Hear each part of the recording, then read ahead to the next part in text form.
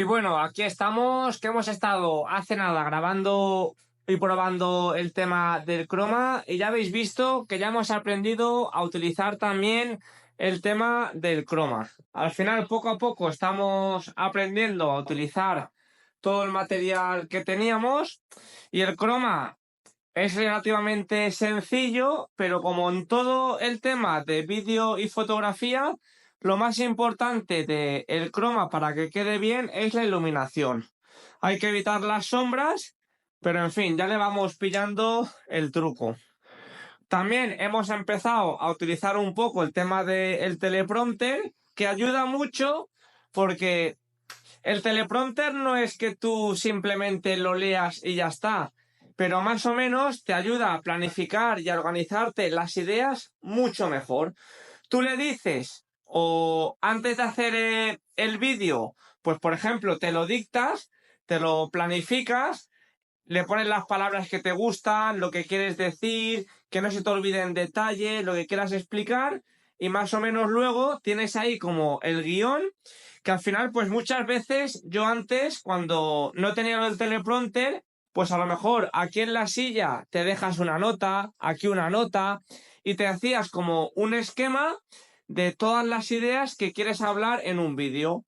Al final piensa que si tienes que estar hablando 8 o 10 minutos en un vídeo, pues al final te lías y se te olvidan cosas. Pues bien, con el tema del teleprompter es un poco más laborioso porque tienes que hacer las cosas como que dos veces, primero preparar el texto y luego leerlo, pero al final, aunque es más laborioso, muchas veces te ahorra trabajo.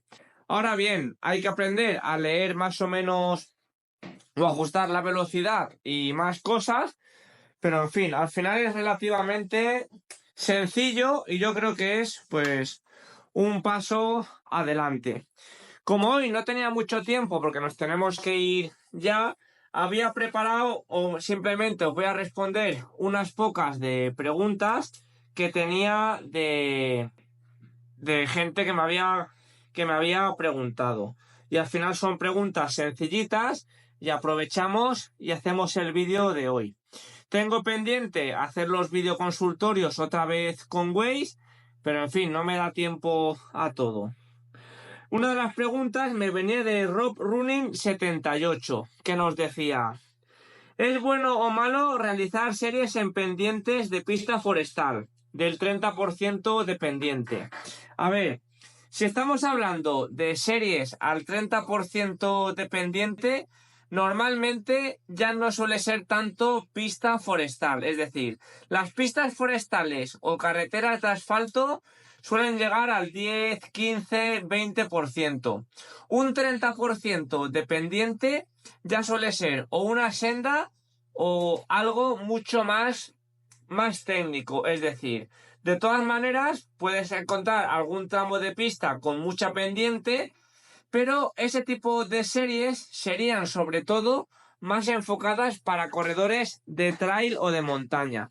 En esta pregunta tendríamos que concretar si es más para corredores de asfaltos o de montaña, y para qué tipo de prueba las quieres utilizar. Porque no va a ser lo mismo para prepararse una maratón de asfalto o una carrera de asfalto que para prepararse una carrera de montaña. Estamos hablando que el 30% de desnivel sería en un kilómetro subir 300 metros. Por lo que al final eso normalmente suelen ser ya casi cortafuegos, que es muchísima pendiente. Ese tipo de entrenamientos viene muy bien para ganar fuerza y mejorar fuerza, potencia y resistencia, sobre todo en subidas. Pero ya dependería un poco que me concretaras o dependiendo del objetivo para qué lo vas a utilizar. Yo ahora, por ejemplo, para Camí de Caballos o para carreras como un UTMB, normalmente las pendientes medias suelen estar entre el 15 y el 25%. 20-25% suele ser lo más común, aunque siempre hay pruebas que tienen más pendiente. Si te fueras a preparar una prueba tipo Cafrán Cafrán, que tiene mucho desnivel o 1 kilómetro vertical, las series en pendiente al 30% serían fundamentales. Si te vas a preparar un trail, un sprint trail normales de los pueblos, seguramente tramos del 30% no tendrás muchos, por lo que no serían tan importantes. De todas maneras, como te he dicho, dependería mucho de tu objetivo. Luego, otra pregunta sería, ¿cómo serían tus entrenamientos después de una lesión de 8 meses por un edema? Cuando tú tienes un edema óseo, al final la vuelta a la actividad pues va a depender mucho de dónde esté el edema óseo. No va a ser lo mismo en una zona de más fricción o de más contacto, como puede ser a lo mejor una rodilla o un tobillo, que a lo mejor pues en una cadera o dependiendo. Normalmente cuando siempre se vuelve, que esto es adaptable para cualquier tipo de lesión, deberíamos de volver siempre en progresión. Si has estado, pues como dices aquí, 8 meses, deberías empezar haciendo cacos, caminar, correr, incluso combinarlo con mucho deporte sin impacto. Bici, natación, elíptica, todo eso te va a hacer que mejores y que poco a poco vuelvas a ganar esa confianza.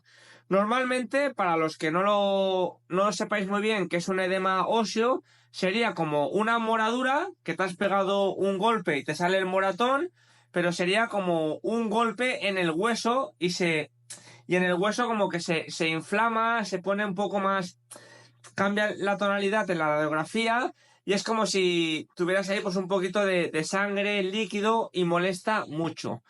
Normalmente los edemas se producen pues por caídas, golpes o en algunos casos por traumatismos o repetición de estar mucho rato corriendo, pues del impacto se te puede hacer un edema óseo. Pueden salir edemas óseos en prácticamente cualquier articulación, cualquier hueso, por golpes, por caídas, etcétera.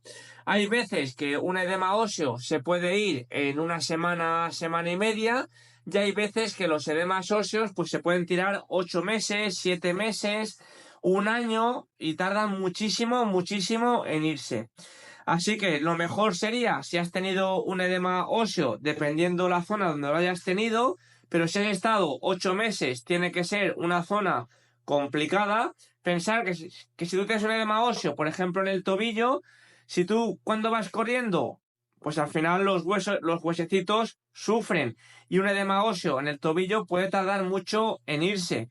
En cambio, si lo tienes a lo mejor en la cadera, que no es una zona de tanto impacto, se puede ir antes. Pero lo suyo sería empezar haciendo cacos y dependiendo de lo que hayas hecho durante estos 8 meses, porque si tú en estos 8 meses has hecho bici, has hecho natación, has hecho gimnasio, pues vas a estar mucho más preparado y vas a poder empezar mucho más fuerte que si han sido 8 meses de parón total. Así que va a depender mucho y esto de cara a próximos consultorios, cuando dejéis las consultas, intentar dejarlas con más datos y más detalles, pues de vuestra lesión, de vuestro objetivo que estáis preparando, de vuestro nivel de forma física, porque una misma pregunta, dependiendo dónde esté la lesión, dependiendo cuál sea tu objetivo y dependiendo si es de montaña o de asfalto, puede tener muchas respuestas diferentes. Estas son respuestas muy generales, pero si queréis que os sirva más a vosotros, dejadme más detalles y lo responderemos en breve. Así que aprovecho este vídeo para que me dejéis aquí abajo en comentarios próximas preguntas, dudas, consultas que queráis saber y las responderemos en futuros consultorios. Así que dejamos el vídeo de aquí y como siempre